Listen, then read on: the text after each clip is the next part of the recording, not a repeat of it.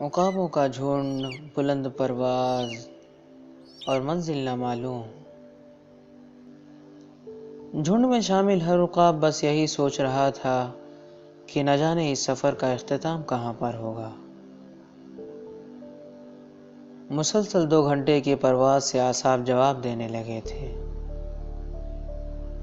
اس پر چلچلاتی دھوپ، فلک بوس عمارتوں سے ٹکراؤ اور کارخانوں کا دھواں،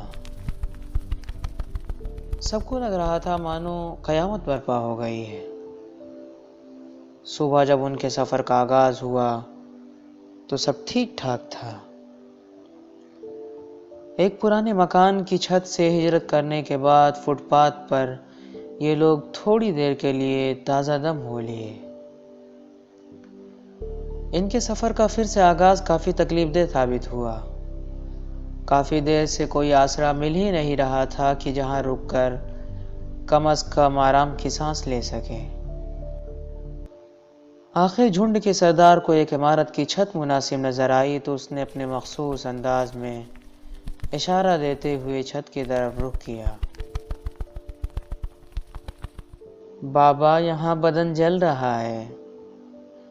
ننھے منھے عقاب کی بات سن کر سردار کی آنکھوں میں آنسو آ گئے۔ بابا، ہمیں کسی درخت پر لے چلو نا۔ دادی کہتی تھیں درخت بہت اچھے ہوتے ہیں۔ بابا، ہمارے اطراف میں درخت کیوں نہیں ہیں؟ بیٹا، اللہ نے انسان نام کی ایک مخلوق بنائی۔ پہلے اس انسان نے اپنی ضرورت کے لیے درختوں کی کٹائی کی، پھر اپنی سہولت کے بہانے جنگلات کاٹ دیے، اور آخر کار اپنی خباثت سے زمین کی ہوس میں جنگل نیست و نابود کر دیے۔ اسی لیے ہمارے شہر کے سب درخت ختم ہو گئے ہیں اور تمہارے بابا ہمیں ایسی جگہ لے جا رہے ہیں جہاں درخت ہوں۔ مادہ عقاب نے اپنے بچے کو چمکارتے ہوئے کہا۔ اللہ تعالیٰ انہیں سزا کیوں نہیں دیتا ماں؟ ننھے عقاب نے معصومیت سے سوال کیا تو سردار بول پڑا۔ میرے بچے، آج کے انسانوں کی زندگی خود ایک عذاب ہے۔ وہ اناج کے بدلے دوائی پر زندہ ہیں، دھوپ کے بدلے بھاپ لے رہے ہیں۔ پھل کا ذائقہ ان کے بچوں کو بھی نہیں معلوم۔ بابا، ہم کب تک پہنچیں گے وہاں؟ بیٹا، جو جتنا زیادہ تھک جائے گا اتنی ہی جلدی وہاں پہنچے گا۔ ایسا کیوں بابا؟ بیٹا، اللہ زیادہ محنت کرنے والوں کو جلدی درخت دیتا ہے۔ بابا، تو چلو اڑتے ہیں۔ یہ کہہ کر ننھا عقاب اپنے پر تولنے لگا۔ اس کا دیکھا دیکھی جھنڈ کا جھنڈ اڑنے کو تیار ہو گیا، سوائے ایک مجہول سے عقاب کے۔ سردار نے کننکھیوں سے اسے دیکھا اور کوچ کا حکم دے دیا۔